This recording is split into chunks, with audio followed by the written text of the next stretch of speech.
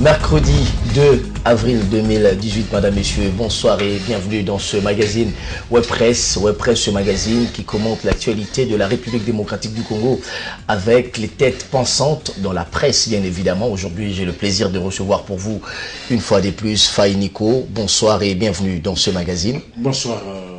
Jésus. Une intelligence d'ailleurs qui n'est plus à présenter, habituée de ce magazine.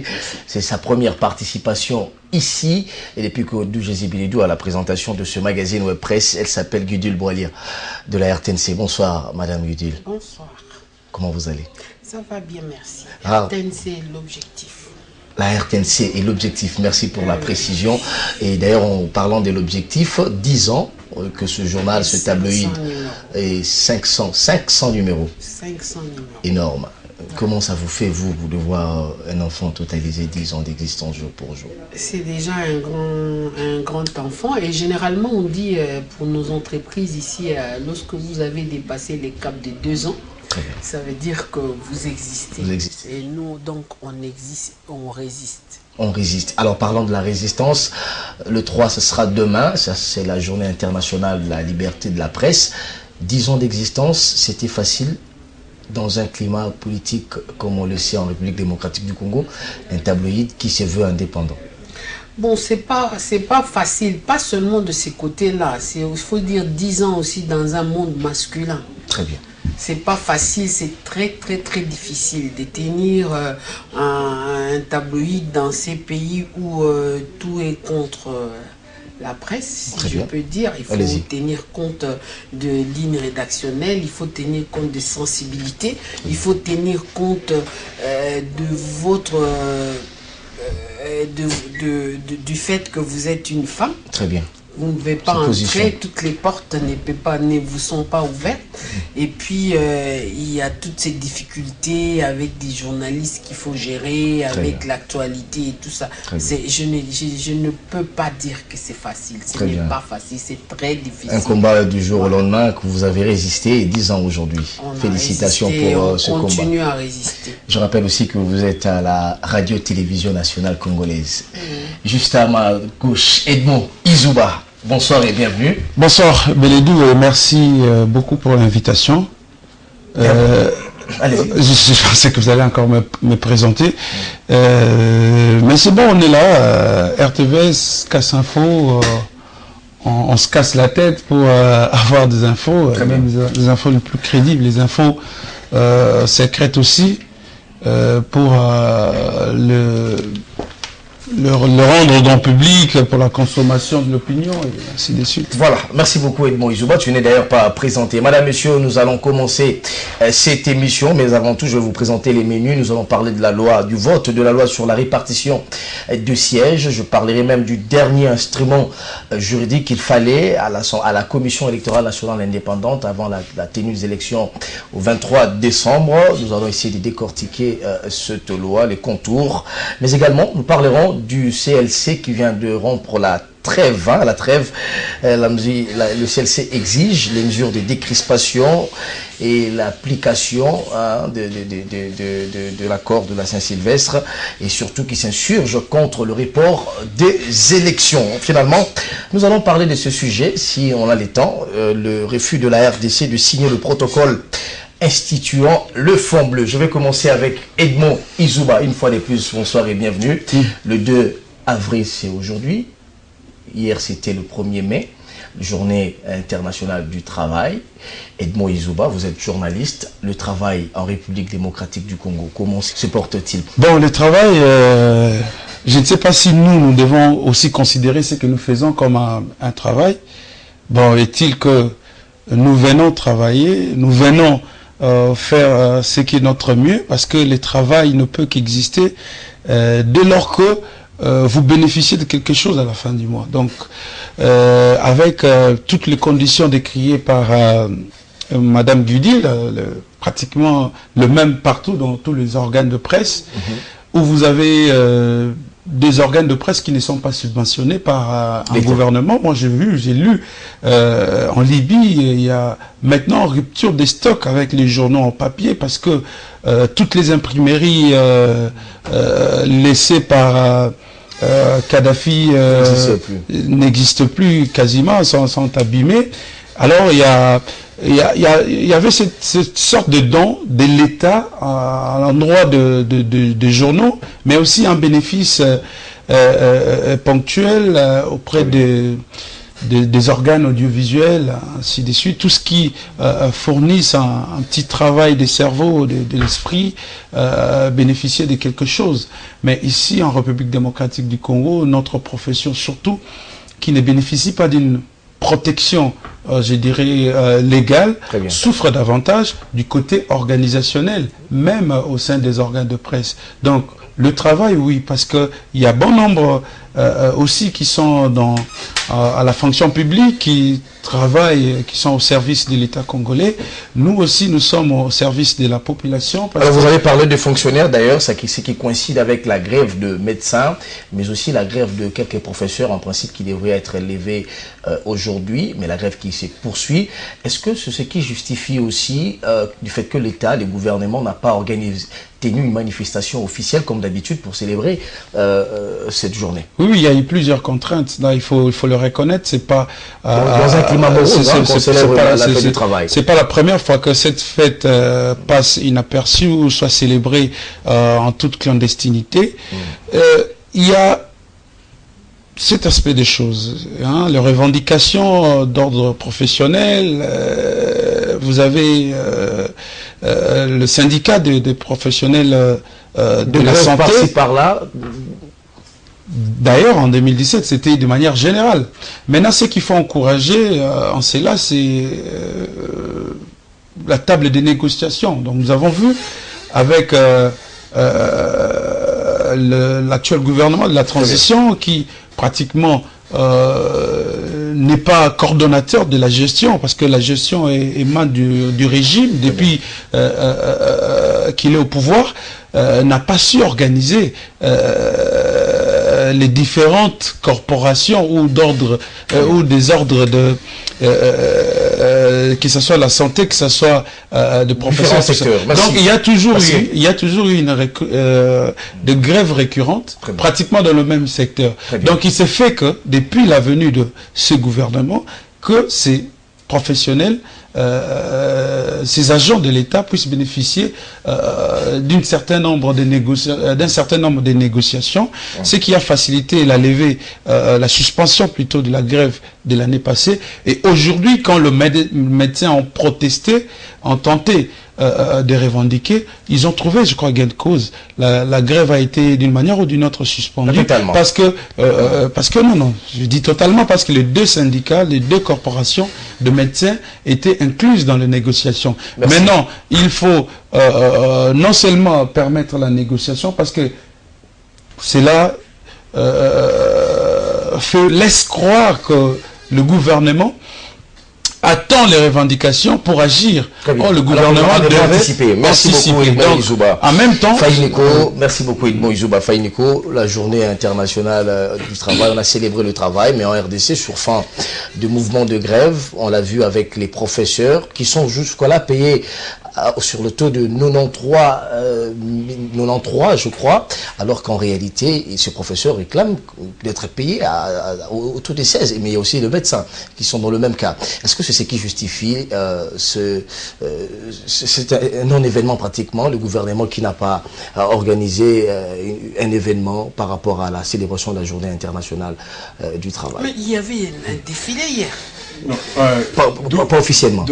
Officiellement. Je sais pas, lorsque vous dites que officiel et non officiel, je ne sais pas. Allez-y. Mais je vais revenir.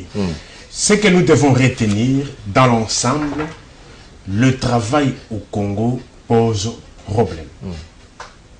Parce que le travail a un caractère alimentaire et le salaire a aussi un caractère, le travail a un caractère humanitaire et le salaire a un caractère alimentaire. C'est-à-dire, l'on travaille pour manger. Mais dès lors maintenant que la personne qui travaille ne sait pas manger de suite de son salaire, là ça pose problème. Dans l'ensemble, les travailleurs congolais sont sous-payés. Je dis bien sous-payés. Tous les travailleurs du Congo sont sous-payés. Même parfois, ce que vous appelez des ministres et des députés, Si vous calculez le nombre de charges qu'a un député, le nombre de charges qu'a un ministre, par rapport à ce qu'il touche comme émolument, c'est insignifiant. Mais en gros, mais le problème peut se poser au niveau de la fourchette, entre ce que lui touche et ce que le dernier des travailleurs touche. C'est là où se pose le problème. Mais comme vous avez singularisé les cas en parlant des médecins, les médecins doivent aussi bénéficier d'un traitement humain. Parce qu'il ne faut pas seulement voir le testament d'Hippocrate, il faut aussi voir le serment d'Hippocrate. Les professeurs aussi, ils doivent aussi être mis dans de bonnes conditions. Ça, c'est l'aspect négatif du gouvernement. Oui. Mais l'aspect négatif aussi de médecins, l'aspect négatif de professeurs, l'aspect négatif de magistrats, leur comportement. Allez à l'hôpital Mamayemou là-bas. Les comportements de médecins. Vous allez à Mamayemou, un hôpital de l'État qui a un caractère social, vous trouvez l'affiche à 22 000 francs. Lorsque vous allez chez les privés, c'est autour de 7 000, 8 000, 10 000 jusqu'à 10 000 francs congolais. Mais à l'hôpital dans l'hôpital de l'État, ayant un caractère humanitaire... Est-ce que la faute incombe aux médecins ou c'est un problème d'organisation? Il faut vous mettre en tête que l'hôpital, c'est un service déconcentré qui a un comité de gestion, qui a aussi l'autonomie quelque part de gestion. Il faudrait que le médecin arrive aussi à comprendre qu'ils sont en train de travailler pour le compte de l'État. Est-ce que vous savez que s'il faut faire, s'il faut répertorier les hôpitaux qui coûtent cher au Congo, l'hôpital Maman Yemou, il figure exorbitant plus que le particulier. À l'hôpital général de Maman Yemou, lorsqu'on prescrit une ordonnance, vous êtes dans l'obligation d'acheter les produits soit chez les infirmiers, soit dans leur pharmacie. Si vous allez acheter ailleurs, lorsque vous ramenez les produits, vous et la responsabilité de l'État. Les responsabilités disent ceci. J'ai commencé par dire le traitement de tous les travailleurs congolais est en deçà. Devons le reconnaître. Mais le comportement de médecins, de professeurs et de magistrats, c'est un comportement aussi que nous devons dénoncer. Alors, non. je vais... J'ai fini. Les comportements des médecins, les comportements de professeurs, si vous dites que c'est un mauvais comportement, il est dicté par les traitements qui leur est donné par l'État congolais. Si vous avez vu ça aujourd'hui, nous, on est nés dans ces hôpitaux-là. À l'époque, comment ça se faisait? Comment ces médecins respectaient la loi du travail? Comment ces médecins, pourquoi ces médecins ne vendaient pas ces médicaments dans les hôpitaux à l'époque? Pourquoi ils ne les faisaient pas? Pourquoi ils les font maintenant? Vous allez dire que c'est mauvais, c'est par rapport au traitement qu'on est en train de leur donner. Si ces traitements-là et en rapport avec les travaux, en conséquence de travail qu'on leur en train de qui sont en train de donner, de fournir, ils ne feront pas ça. Dans ces pays, il n'y a pas que ça. Il y a l'impunité qui est à la base de la corruption généralisée dans ces pays. C'est les professeurs, les enseignants. Moi, j'ai étudié dans des lycées de ces pays ici. À l'époque, on ne pouvait pas trouver un enseignant qui pouvait venir vendre ne fût-ce qu'un papier d'examen à un enfant. Il ne le faisait pas. Moi, j'ai étudié dans ces écoles. Ils le font aujourd'hui parce que l'État congolais ne sait pas les prendre en charge. On est sous-payé. Il y a ce que vous venez de dire. On est sous-payé. Il y a la corruption généralisée qui est née qui est née du mauvais traitement de l'État et de l'impunité qui règne dans ces pays. Alors, parmi les missions, puisque vous avez la parole, Guidul Biala, je vais vous retourner la parole, ne vous en faites pas, vous allez récupérer vos temps. Puisque vous avez la parole, parmi les missions assignées à ce gouvernement de Bruno Tshibala, c'est l'organisation des élections, mais aussi c'est l'amélioration du social qui passe également par l'amélioration, la création des emplois. Alors jusque-là, vous êtes journaliste, s'il faille procéder par une certaine évaluation, est-ce que peut-on dire qu'aujourd'hui, sur le plan emploi, il y a avancement? Il n'y a pas d'avancement. Il n'y a pas d'avancement. Ce n'est pas en 6 mois ou en une année de Tshibala que vous allez dire il y a quel avancement. Il n'y a rien. On n'avance pas. On est en train de tourner. Ça fait une dizaine d'années qu'on est là. Et d'ailleurs, à son arrivée, le Premier ministre avait promis de ramener le taux d'échange à 1000 francs congolais. Je crois que c'est sur base de ça, peut-être qu'on a gardé les salaires au taux de 950, parce que le Premier ministre avait promis qu'il allait ramener le taux à 1000. Mais on est là, ça fait... À 16,5. On est à 16,5. Et les travails... Comment les gens peuvent travailler quand ils ne sont pas bien payés? Comment ils peuvent être motivés de venir, de rester au travail du matin au soir? Quand ils rentrent chez eux à la maison, ils ne savent pas comment nourrir leur progéniture. Ils ne savent pas payer le transport. On va parler en ce qui nous concerne, journalistes. La plupart de journalistes ne signent pas de contrat lorsqu'ils vont travailler dans des chaînes de télévision. Ça, c'est une évidence, il faudrait le dire. Isouba venait de le dire ici. Ils vont signer des contrats avec quel argent? Il n'y a pas de publicité.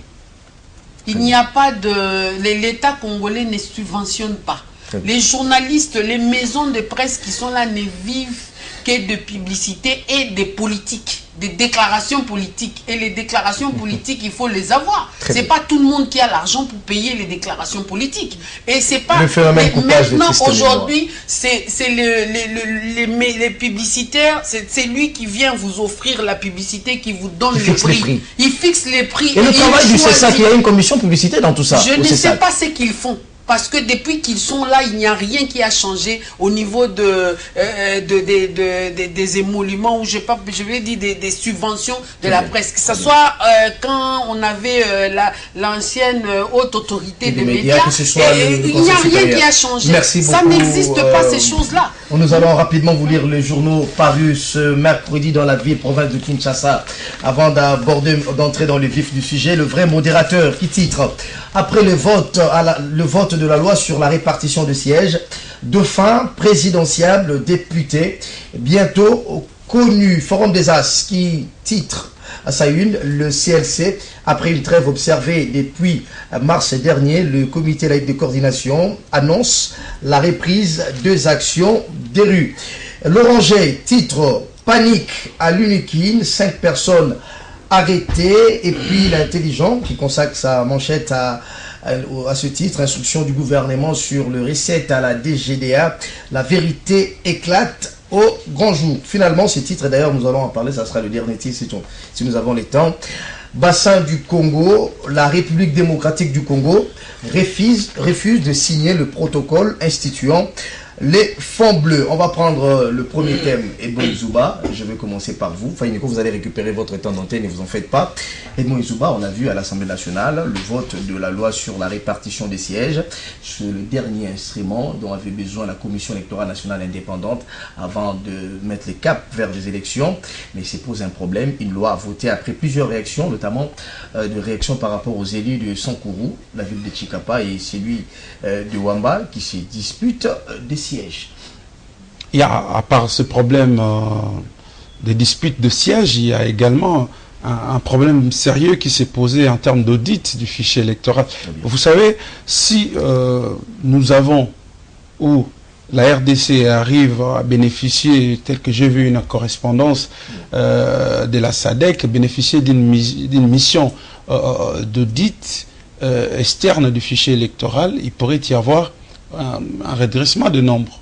Par exemple, ça pourra porter également handicap à la loi telle que votée, parce que automatiquement les listes et les nombres la loi est renvoyée au Sénat pour la seconde lecture. La seconde lecture, mais ça va aussi vite que ça, parce que la CENI devrait quand même à cette étape, avant d'envoyer la loi auprès du gouvernement pour que la loi soit acheminée au niveau de l'Assemblée nationale, c'est soumettre à une certaine demande des parties prenantes au processus électoral. C'est même légal, c'est dit dans la loi électorale que la CENI, à un certain niveau, peut écouter les propositions de parties prenantes et les prendre en considération. Alors, ça, la CENI ne l'a pas fait. Il y a aussi un très sérieux problème qui se pose, parce que les gens veulent bien qu'on ait aux élections, les gens ont besoin qu'il y ait également des élections transparentes, mais il faudrait que la CENI elle-même puisse être transparente. Il y a cette imposition de la machine à voter que personne n'arrive à comprendre. Sur la loi électorale, oui, mais nous sommes dans un processus, donc il y a ce qu'on appelle des contraintes juridique ou légal, il y a ce qu'on appelle également les contraintes en termes de logistique. Alors, s'il faut prendre en considération l'ensemble du processus électoral, vous allez vous en rendre compte que cette machine risque comment dire, pas risque, et même porteur de germes de contestation future, parce que elle est contestée par les parties prenantes aux élections. Non seulement ça, il y a l'opposition, et ça va même plus loin. Même au pays d'où viennent plutôt ces machines. Donc il y a la Corée qui est contre ces machines, au niveau interne, la dynamique également contre. Donc il faut prendre... Mais il y a aussi un aspect très important, et bon, Yuzouba, c'est bien de le rappeler, la diaspora aussi qui n'est pas prise en compte dans cette nouvelle loi. Bon, sur cette question-là, je crois que le président Nangaïa s'est justifié en disant que la diaspora, en réalité, n'est pas bénéficiaire de tous les avantages comme les électeurs congolais qui vivent ici en République démocratique du Congo, parce que la diaspora ne participera que pour voter les élections présidentielles.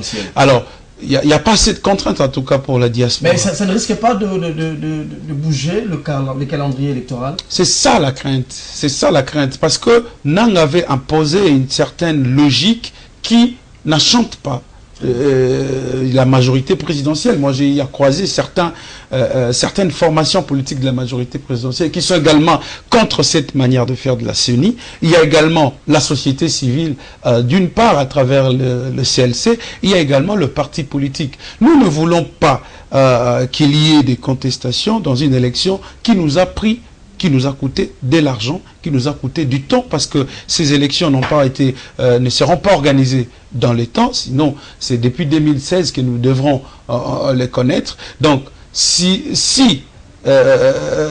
Nanga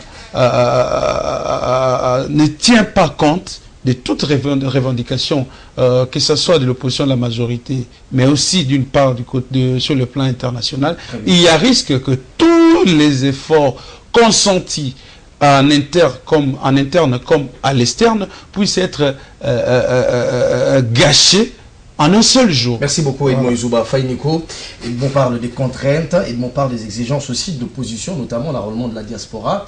Mais on a vu en 2006, nous sommes allés aux élections sans la diaspora, comme en 2011. Est-ce qu'il faut nécessairement qu'il y ait enrôlement de la diaspora avant que nous allions aux élections? Oui.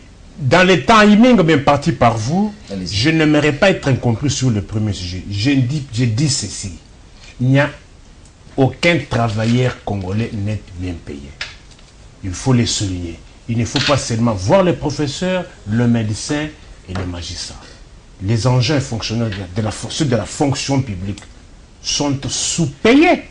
D'ailleurs, parmi les engins de l'État, les mieux payés sont les magistrats, les médecins et le professeur. Je dis parmi les agents publics. Les professeurs. Vous savez combien touche un professeur d'université? Je vous dis ceci.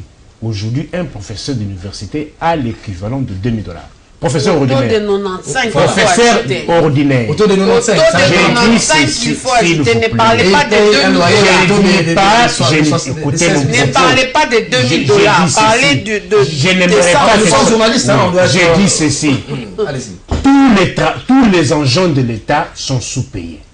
Mais parmi les sous-payés là, les mieux payés sont les professeurs, le médecin et le magistrat. Comprenez mon français. Allez-y.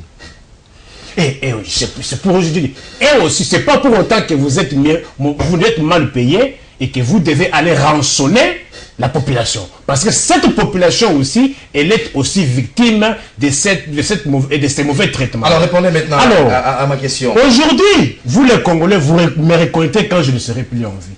Je suis le seul Congolais qui s'était opposé... Pas de déclaration ici, analysez, on a besoin des analyses. Je m'étais opposé mordicus à cette histoire de l'enrôlement des Congolais de la diaspora.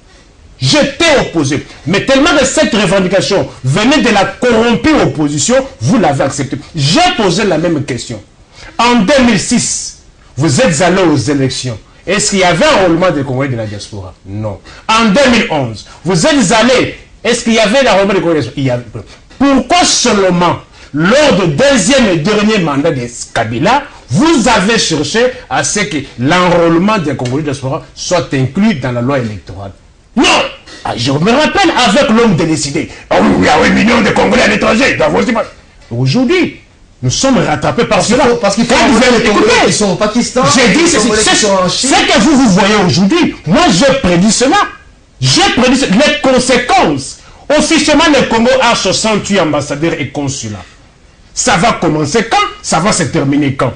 Et d'ailleurs, vous ne voyez pas cela, il y a les consuls et les ambassades. Mais là où il n'y a pas les ambassades et les consulats.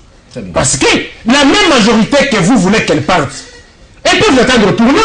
Vous laissez aller aux élections. Écoutez, c'est moi qui pose des questions, vous ne faites pas des déclarations, alors répondez à mes questions.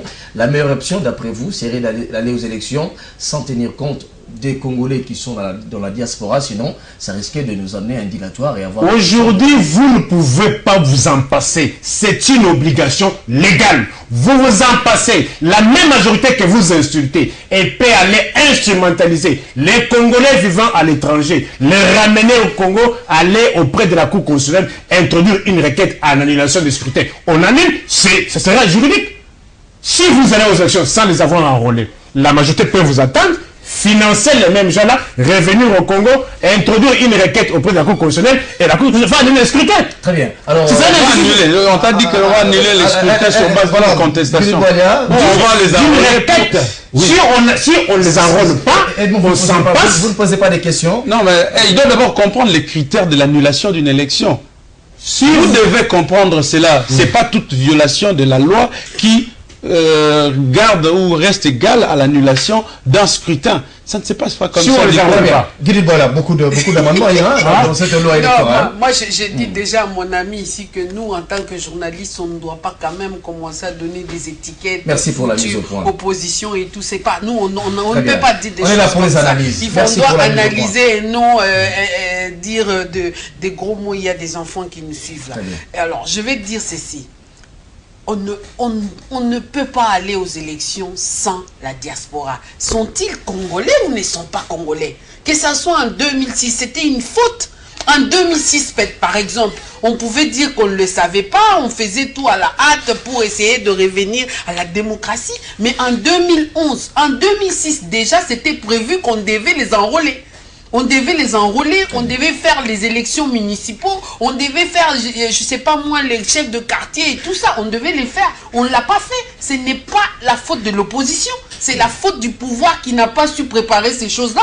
Et pour les élections qu'on est en train de préparer, dire qu'on ne devait pas, il fallait pas, tout ça, ça allait créer des problèmes. Mais on dit, on doit les enrôler. Ce sont des Congolais. Ils sont Congolais ou pas? Alors, ils sont Congolais. Ils sont dans leur droit d'être enrôlés et de participer. Mais quand on voit nos Français ici, nos Belges et tous, les Suisses aller dans leurs ambassades, vous croyez que ça ne fait pas de la fierté à ces gens-là? Parce qu'ils sont à l'extérieur, on ne doit pas s'occuper d'eux. Alors, il y a une crainte autour de ça. On dit que l'enrôlement des Congolais de la diaspora va encore prendre 1 mois ou 2 mois à la CENI, c'est qui va pratiquement bouleverser le calendrier électoral. Je suis désolé, que ça prenne 5 mois ou pas, on doit les faire. On le fera. Justement, c'est ce que refuse le CLC comme l'opposition. Les CLC, même si on ne les enrôle pas aujourd'hui, on dit que non parce que ça prendra 5 mois ou 2 mois, les CLC va protester pourquoi on ne les a pas enrôlés. Alors autant mieux commencer d'abord à les enrôler.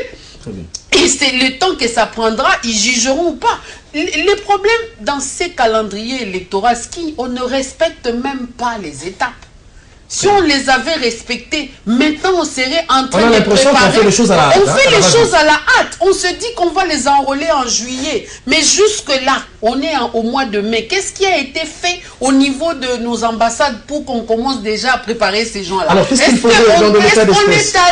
Est-ce que vous avez sur votre table, ou nous journalistes, on a une liste pour savoir en France il y a combien de Congolais? Pour savoir en Belgique il y a combien de Congolais? En Afghanistan il y a combien de Congolais? On ne sait pas. Alors, tout ça, la CENI ne fait pas. Elle va se retrouver au mois de juillet. Elle va là, à la hâte, c'est là. On va vous dire, on aura 2 jours pour essayer de chercher tous les Congolais qui habitent dans tête. Venez vous inscrire. On ne fait même pas le travail de savoir qui est Congolais, qui est toujours resté Congolais et qui ne l'est pas. On ne l'a pas fait. Et il y a le problème de la CENI qui doit avoir le financement du gouvernement. Jusque-là, il y a un décaissement de près de 35%, disait Faïniko jusque-là. Le gouvernement qui doit fournir de l'argent à la Commission électorale nationale indépendante. Vous parlez du temps. Il faudrait encore un peu de temps à la CENI pour enrôler les Congolais de l'étranger. Mais justement, ce sont les revendications, ce sont des choses que le comité de coordination, je disais tantôt, refuse. D'où même le CLC qui annonce la trêve. Rompre la trêve. Je ne te laisse pas terminer parce que dans ces pays, il y a trop d'hypocrisie. Dans ces pays, il y a trop d'hypocrisie. Que ça soit l'opposition, la société civile et le pouvoir, tout le monde sait que ces élections n'auront pas lieu le 23. Tout le monde le sait. En tenant compte de tout ce que vous venez de dire, les financements, les préparations et tout ce qui se passe, tout le monde le sait. Alors, une volonté on voulue par le régime. est en train de chercher à pousser, parce que le régime vous dit ça, on est en train de chercher à pousser tout de l'autre côté en disant qu'il y a tel problème qui se pose. Vous poussez les pouvoirs en disant qu'on veut avoir les élections le 23, mais de l'autre côté, vous savez qu'il y a vos revendications. L'opposition d'abord est en train de dire qu'on doit respecter l'accord. Qu'on n'a pas encore respecté l'accord. Ça veut dire quoi? Tant qu'on n'a pas respecté. Lorsqu'on dit qu'on a donné que 35 millions de dollars à la commission alors qu'elle a besoin de autant, ça veut dire quoi? Que jusque-là, il n'y a pas d'argent. On est à mi-chemin. On prend encore autre chose. Quels sont les candidats présidentiels qu'on connaît dans ces pays? On ne connaît même pas les candidats du pouvoir qui sera... Vous connaissez dans un pays au monde où on est on connaît la candidat à la moitié de l'année et on ne connaît pas des candidats. Il n'y a que la majorité parce qu'on connaît Katumbi qui est pour le compte d'ensemble. Je suis désolé. Tout s'est fait à la hâte. Il y a trop d'hypocrisie. Les gens doivent se regarder dans les yeux et dire clairement qu'il n'y aura pas des élections tant qu'on n'a pas répondu à tel préalable. Et même les CLC, ils sont juste en train de pousser les gens, mais tout en sachant qu'ils ont des revendications qui n'ont pas encore été satisfaites. Très bien. Alors, dire que les élections vont se tenir au 23 décembre 2018, d'après vous, relève de l'utopie. On va voir, on attend voir. Moi, j'attends voir. Edmond Izouba, vous avez suivi Gudule Boualia, le comité laïque de coordination qui pratiquement met une trêve par rapport à leur mouvement de grève. Il annonce la reprise de ce mouvement. Alors voilà leur revendication, la décrispation du climat politique, ce qui passe essentiellement par les retours des opposants exilés, notamment les cas Moïse Katumbi, ce qui passe par la libération des prisonniers emblématiques, ceux qui sont exclus du processus électoral, Franck Diongo qui est en prison et d'autres prisonniers, mais aussi ils s'insurgent contre le report des élections. Edmond Izouba, est-ce des revendications réalistes ou de l'hypocrisie simplement, comme l'a dit Gudule Boualia? Non, il n'y a pas d'hypocrisie. La réalité, elle est là, sous nos yeux, devant nos yeux. On le voit. On voit comment est-ce que Nanga, qui est pratiquement la centrale, c'est lui la pièce maîtresse, c'est l'organisation des élections, parce que la crise émane de là. Donc, c'est une crise provoquée, c'est une crise artificielle, tout simplement parce qu'il n'y avait pas une volonté dans le chef de la majorité de tenir les élections à temps, de respecter la Constitution. Et voilà, la même volonté poursuit son bonhomme chemin. Alors, nous avons comme l'impression que la machine électorale, la centrale électorale obéit à certaines indications des officiers, des implications, je ne sais pas, des orientations, ça vient d'où? Faut-il aller aux élections contester? Lui-même n'a pas respecté, même quand on parle de l'enrôlement de la diaspora, lui-même n'a pas respecté la date prévue pour enrôler la diaspora. On ne sait pas pour quelle raison Nanga n'a pas respecté cette tranche, bien que juste après, il a voulu minimiser cela. Mais nous voulons des élections apaisées. C'est ça l'accord de la CENCO. C'est ça... Une revendication du CLC. Non, c'est ça l'accord. Avant de devenir une revendication, c'était couché quelque part et tous les partis prenantes ont signé, y compris la CENI, y compris la majorité qui est aujourd'hui au pouvoir, y compris l'opposition. Mais pourquoi on ne respecte pas cela? Alors, il y a des cas emblématiques. La décrispation... Respecter l'accord, on en parlera respecter encore. Respecter l'accord. Nommer Félix Tshisekedi Premier ministre, déjà il a refusé. Que veut dire respect de l'accord? Nommer Pierre Lumbi au Sensa, Ou on doit envisager... Non, moi, Il n'y a que ça dans cet accord. Non, non, il y a deux points très utiles. Parce que le point très utile, je parlerai des élections, l'organisation des élections. Parce que nous sommes dans une crise, non pas parce que Félix n'a pas été nommé Premier ministre, mais c'est parce qu'il y a un président qui ne veut pas quitter le pouvoir. C'est ça le vrai problème. C'est Kabila le problème. Voilà pourquoi on a mis des garde-fous, on a placé les opposants au pouvoir pour tenter d'organiser, arriver à l'aboutissement de l'organisation des élections. Mais malgré cela, malgré le fait qu'il y a opposition, il y a à la majorité dans une sorte de cohabitation, mais il y a une sorte d'un gouvernement parallèle qui s'exécute par le DIRCAP du chef de l'État qui prend les décisions de manière alambiquée pour contredire les actions de ce gouvernement. Nous voulons également des élections transparentes. Transparentes, la CENI devrait être le modèle. La CENI ne devrait pas faire peur aux parties prenantes. Mais pourquoi aujourd'hui, les gens ont même difficile à côtoyer cette CENI? C'est parce qu'il n'y a pas de transparence. C'est parce qu'il y a cette caporalisation de la CENI. Les acteurs, les animateurs de la CENI sont facilement manipulables. Ils sont pratiquement comme, entre guillemets, des marionnettes. Nous voulons également des élections libres. Libres, c'est là où nous devons voir la participation de tous. Pas des prisonniers, pas des cas emblématiques qu'on a énumérés dans l'accord. Pas Franck Diongo en prison parce que sa liberté est déjà acquise par l'accord. Pas Mouyambo, mais où est Moïse Katumbi? Et Moïse Ouba, alors, je vous ai très bien entendu, mais cette question, est-ce que cela doit passer par de marches, comme on l'a vu avec le CLC, qui se sont soldés des fois par un bain de sang? On a perdu beaucoup de compatriotes. Face à la tyrannie, on ne s'amuse pas, on accepte même de perdre sa vie. Voilà. Nous avons vécu à l'époque. Nous l'avons vécu. Ce sont les Congolais qui vont mourir. Ce sont les Congolais qui vont mourir. Après, ça sera un Chibala qui sera nommé. Après, ça sera un... D'ailleurs, ce discours-là, les discours-là ne fait plus peur aux Congolais.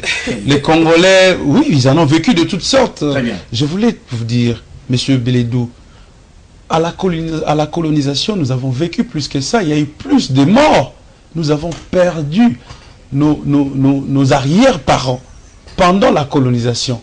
Parce qu'il y avait cette sorte de tétutesse des colons qui n'écoutaient pas la voix de la population, qui n'écoutait pas le vouloir de la population. Nous retombons. Alors, si à l'époque, les pionniers sont morts pour l'indépendance, aujourd'hui, les gens vont mourir pour la démocratie. Et ce n'est pas parce que le président de la République qui est là, qui ne veut pas organiser les élections, qui fera peur aux Congolais, mais c'est parce qu'il y a ce désir de vivre la démocratie qui dépasse toutes les limites. Rossi Mukendi, vous le connaissez, paix à son âme.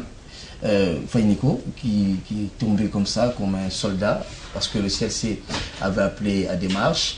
Il y a notre jeune sœur qui est tombée comme ça dans la commune de Kitambo. Beaucoup d'autres victimes, hein. Peut-être qu'on n'a pas leur nom ici. Finalement, le CLC qui dit renouer avec la rue, on doit envisager dans les jours qui viennent de représailles, carrément. D'où Jésus, marcher c'est un droit. Mais nous devons marcher pourquoi? J'ai à poser cette question. Si votre CLC marchait peut-être pour le respect du calendrier publié par la CENI, comme l'avait exigé l'Église protestante, que nous ne pouvons marcher que pour le respect du calendrier, cela allait avoir un sens. Mais lorsque vous marchez pour des revendications non élucidées, accord, on parle d'accord. On vous dit de manière brute le respect de l'accord, sans être précis. Si, c'est précisé. J'ai dit ceci. Vous ne lisez pas, Nico. On dit qu'une figure emblématique, dans un état de droit, pour lequel les canons sont morts, pour lequel beaucoup sont morts, la loi est impersonnelle et générale. Mais lorsque vous dites parce que tel est en prison, dans quel pays on ne peut pas poursuivre un homme politique? C'est l'accord. J'ai dit l'accord. Est-ce que vous comprenez ça? S'il vous plaît. Vous comprenez ce que vous dites? C'est dans la minute, hein? C'est dans la minute. J'ai dit ceci. Dans quel pays du monde, dans quel état de droit, où une personne politique ne peut pas être poursuivie et détenue? Je vous donne quelques cas de figure. Dominique Strauss-Kahn, directeur de Fonds monétaire international, quelqu'un que vous gérez plus de 500 milliards de dollars américains, cueilli dans un avion, cueilli. Alors, s'il te plaît, je suis dans le fait. Non, s'il te plaît. Vous, lorsqu'on vous dit la vérité, vous ne voulez pas. Non, je suis étonné. Allez-y. C'est lui qui a fait que pour le Brésil, soit la 5e puissance économique mondiale, Lula, il est où aujourd'hui? Le président Sarkozy. Pourquoi? Écoutez, il est en prison pourquoi? J'ai dit, mais il faut faire corruption. Alors, pourquoi? Corruption. Parce qu'il a mal géré. C'est quoi? Parce qu'il a mal géré. Non. Parce qu'il a mal géré. Dominique Strauss-Kahn a mal géré. Je vous donne. Il y a eu de fonds non justifiés. Il y a eu de la corruption. Et aujourd'hui, c'est la même chose. Vous êtes obligé de vous arrêter. C'est moi qui ai la parole. S'il vous plaît. C'est moi qui ai la parole. Je vous ai retiré la parole. À chaque fois que vous devez je vous ai retiré la parole parce que je vous pose une question et que vous ne devez pas répondre à ces provocations, plutôt à mes questions. Alors voici la question. Vous avez parlé de Moïse Katumbi. Moi, je n'ai pas parlé de Moïse Katumbi. Vous avez parlé deux opposants. Vous avez parlé de personnes emblématiques. Justement, je vous pose une question en rapport avec cela. Il y a justement eu un cadre. Si Kabila est président de la République jusqu'à ces jours, c'est parce qu'il y a un accord. Et l'accord qui exigeait à ce que les prisonniers emblématiques, notamment les Katumbi, ces gens-là reviennent au pays pour qu'il y ait élection. Voilà ma question.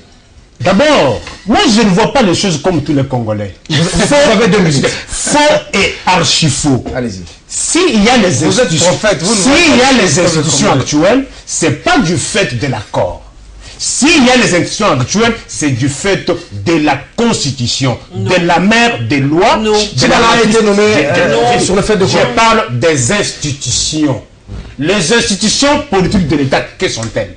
Le président de la République, le Parlement, le gouvernement et les cours et tribunaux. Si vous dites que non, il y a les institutions du fait de l'accord. Est-ce que votre accord a-t-il aussi changé le Parlement? Votre accord. Parce que nous n'avons que 4 institutions politiques de l'État. Le président de la République, le Parlement, les gouvernements et les cours et tribunaux. Alors, ça veut dire, dans mes minutes, si nous voulons aller aux élections, il ne reste que 234 jours. Évitons des conditionnalités inutiles, improductives et stériles, qui du reste profitent souvent à la majorité. Il y a un gouvernement qui est issu de l'accord, qui remplit correctement et valablement ses missions. Les opérations électorales sont des processus. Ça ne s'accomplit pas à un seul jour. Jusque-là, on a fini avec les opérations d'enrôlement. La loi électorale est là. Sur la répartition des sièges, on avance sûrement vers les élections. Soutenons ceci qu'on a vu. Mais aujourd'hui, c'est lancé dans cette histoire de prisonniers politiques et de ceux qui sont à l'extérieur. Citez-moi, aujourd'hui, je ne vais pas entrer dans le thème. Est-ce qu'il y a-t-il une loi? Vous avez pris votre temps d'antenne. On va y revenir peut-être plus tard. Madame, messieurs, dernier virage en tout cas de ce magazine. Dernier virage. Nous allons rapidement essayer de frôler cette question. Fatou Bensouda, si vous ne la connaissez pas, procureur de la Cour pénale internationale, CPI donc, arrive à Kinshasa ce 2 mai. Donc je crois qu'elle est déjà ici en RDC, elle va rencontrer les membres du gouvernement et des institutions. Au menu, on ne sait pas exactement la motivation de sa visite ici à Kinshasa. Guy Boilia, en ce moment précis où on sait qu'il y a eu une lettre adressée à la CPI par les mouvements citoyens, Lucha, Filimbi, pour ne pas citer tous ces mouvements, qui demandaient à la Cour pénale internationale de venir enquêter sur la situation qui se passait en République démocratique du Congo à l'aube des élections. Pensez-vous que le cahier de charge de Fatou Bensouda répondrait à cette requête? Peut-être, parce que les massacres continuent. Il y a encore 2 jours, on a appris qu'il y a un chef qui a été dépêché pour aller faciliter l'acceptation du chef Kamina pour investir ici à Kinshasa. Il a été dépêché pour aller auprès de populations pour leur demander d'accepter. L'autre, il a été tué avec sa femme. Aujourd'hui. Il y a 2 ou 3 jours. Et donc, chaque semaine, on a toujours 2 ou 3 personnes qui sont tuées. Ça veut dire que les massacres continuent. On ne sait pas d'où ça vient et on ne sait toujours pas finir avec ces problèmes. On parle des petites poches d'insécurité, mais ces poches d'insécurité-là fait perdre à la nation des têtes. chaque fois, il y a encore 2 jours, on a dit à Goma, 19 personnes ont été tuées. On a découvert des fausses communes. On a découvert des fausses communes et tout par-ci, par-là. Mais finalement, on doit enquêter. Si l'État n'arrive pas à enquêter sur ça parce que l'État ne veut pas, le pouvoir ne veut pas qu'on puisse savoir qu'il y a des massacres qui se font, mais il faudrait que d'autres personnes viennent enquêter.